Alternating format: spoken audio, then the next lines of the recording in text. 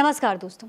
देश का एक जवान जिसने देश बचाया, बॉर्डर पर रहा, कारगिल युद्ध लड़ा, लेकिन अपने गांव, अपने परिवार और अपनी पत्नी को नहीं बचा पाया। यह जवान वही है जो उसकी पत्नी को मणिपुर में हैवानों की एक भीड़ निर्वस्त करके परेड करा रही थी। उसने देश की सेवा में अपना कर्तव्य निभाया, मगर ये देश अपना कर्तव्य निभाने में एकदम विफल रहा। दोस्तों, जब देश के भीतर ही ऐसे दुश्मन बैठे हों तो देश के बाहर वाले दुश्मनों की क्या जरूरत है?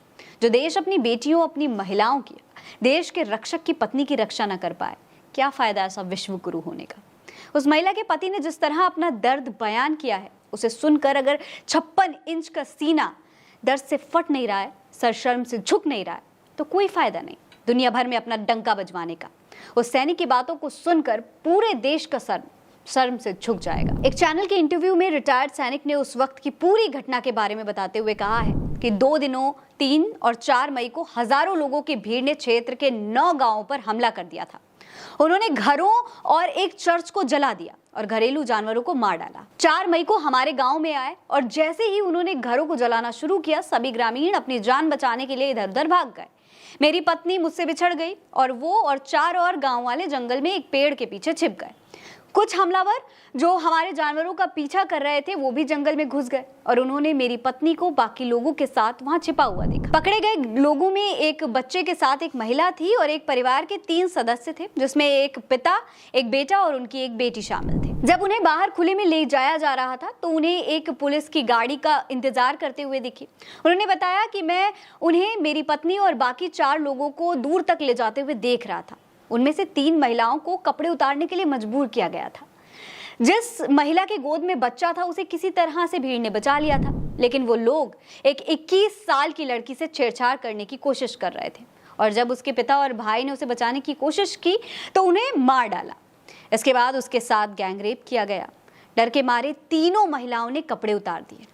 अगर वो ऐसा नहीं करती तो शायद उन्हें भी जान से मार दिया जाता, क्योंकि उनके पास हथियार थे। उन्होंने कहा कि उन्होंने कभी नहीं सोचा था कि कभी ऐसी कोई घटना, ऐसा हमला देखने को मिलेगा। ऐसा तो कोई कभी किसी जानवर के साथ भी नहीं करता है दोस्तों। उनका कहना था कि वहां पर पुलिस खड़ी हुई थी, लेकिन हिंसा शुरू होते ही पुलिस स्टेशन चली गई। पुलिस के जाते उन लोगों को खुली छूट मिल गई थी। महिला के पति का कहना था कि वायरल वीडियो में जो लोग दिख रहे हैं, मैं उनमें से कुछ लोगों को पहचान सकता हूं, लेकिन जो दूर के हैं उन्हें पहचानना मुश्किल है। दोस्तों, महिला के पति सेना में सूबेदार रह चुके हैं। वो कहता है कि मैं श्रीलंका में था, कारगिल में रहा, देश की सेवा की, लेकिन रिटायर होकर अपने परिवार, अपने गांव, अपने घर को बचा नहीं पाया। दोस्तों, ये हार पूरे देश की है। जिसने देश की रक्षा की है, देश उसकी रक्षा नहीं कर पाया। इस जवान के और इसके पूरे परिवार के साथ जो हुआ उसके लिए पूरा देश जिम्मेदार है। पूरे देश को माफी मांगनी चाहिए। एक देश के तौर पर, एक समाज के तौर पर और सरकार के तौर पर हम पूरी तरह फेल साबित हुए हैं। और सबसे बड़ी शर्म की बात तो ये उनके लिए है जो दावा करते हैं कि वो एक फोन करके रशिया और यूक्रेन का युद्ध रुकवा देते हैं, लेकिन अपने देश का 70 दिन से जलता हुआ एक राज्य उन्हें दिखाई नहीं देता। जलती हुई मणिपुर की आग नहीं रोक पाते। अपने देश की महिलाओं की इज्जत अपने देश में बैठे हुए हैवानों से बचा नहीं पाते। सिर्फ मन में क्रोध भरकर रह जाते हैं। वो किस बात के विश्व गुरु हैं? आपको क्या लगता है? हमें कमेंट करके जरूर बताइएगा। ये खबर आप उल्टा चश्मा यूसी पर देख रहे हैं। मेरा नाम फरीन अंसारी है। जय हिंद, जय भारत।